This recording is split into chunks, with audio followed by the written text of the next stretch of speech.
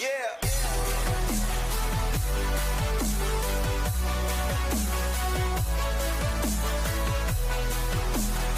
Ciências. A aula de hoje, nós encerramos o assunto água e nós vamos falar sobre mais um assunto que é o assunto solo, tá? Na página 70, 71, 73, 74, nós vamos estar falando aí sobre o solo, tá? Os principais assuntos relacionados ao solo. Então, primeira coisa, assistam os vídeos explicativos, tá? Não assista só o nosso vídeo, assista o vídeo também explicativo que eu coloquei o link, tá? Que vai ajudar muito aí na resolução das atividades e no entendimento de vocês. Então, o solo. E nós temos aqui vários solos, né? Nós temos uma plantação, nós temos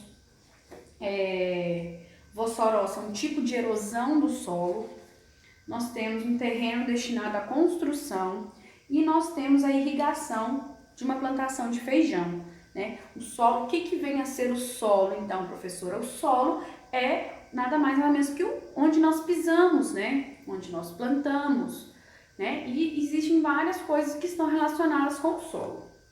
Primeira coisa que vocês têm que saber é como que é formado esse solo, né? Pelo quê? Você acha que há milhões de anos o solo desta praia já era como vemos na fotografia, né?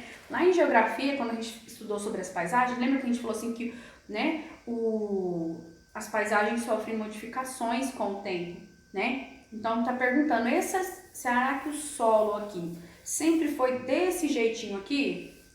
Ou não? Será que ele passou por mudanças ao longo dos anos? Embora as rochas sejam resistentes, com o tempo elas se quebram e se desgastam.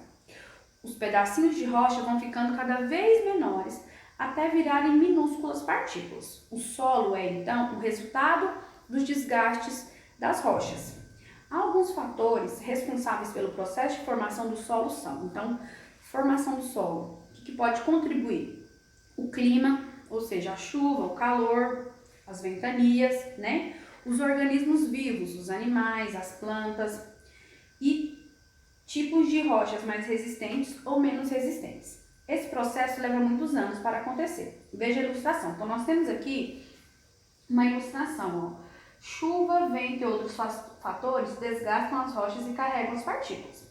As camadas de cima comprimem as camadas de baixo. Então, né, com o passar do tempo, com a ação do vento, das chuvas, do calor, animais, né, muitas vezes, né, principalmente na natureza, restos de animais, isso tudo, né, se mistura ao longo de muitos anos e se dá o solo, tá? Vocês vão fazer a página 72, tá? Relacionada com a formação do solo e vai continuar as atividades, tá? Características do solo. Que fatores interferem na composição do solo? Dependendo da composição do material da rocha de origem e da ação exercida pelo clima e pelos organismos sobre esse material, formam-se solos com características diferentes. Então, os solos, gente, não são todos iguais. Então, todos esses fatores vão determinar o tipo de solo. Alguns solos são mais férteis, né? Por que são mais férteis? Eles têm mais nutrientes. Esses solos férteis são bons para quê? Para o plantio, tá bom? E outros que são menos férteis, que são pobres em nutrientes. Os estudiosos analisam e classificam o solo pelo tamanho de suas partículas. A areia é a maior partícula do solo. Podemos vê-la a olho nu. A argila é a menor partícula do solo. Não podemos vê-la a olho nu. E é a mesma que gruda no nosso sapato. O silt é uma partícula um pouco maior que a argila. Podemos vê-los com auxílio de uma lupa. Então, nós temos, né? Normalmente os solos são classificados quando a quantidade de areia é muito grande, a gente chama ele de arenoso. Quando ele tem um solo que tem muita argila, a gente chama ele de argiloso. E quando é um solo fértil, rico em nutrientes, restos de animais, de vegetais, a gente chama esse solo de solo umífero, tá bom? Permeabilidade do solo. Será que a permeabilidade do solo influi na cultura de vegetais? Por quê? A água passa rapidamente do solo com mais areia, pois os grãos são grandes e apresenta maior espaço entre elas. Então, quando a água entra muito facilmente no solo, a gente chama esse solo de permeável. Em alguns casos, o fato de a areia estar bem arejada ajuda na penetração da água e no desenvolvimento das raízes de plantas.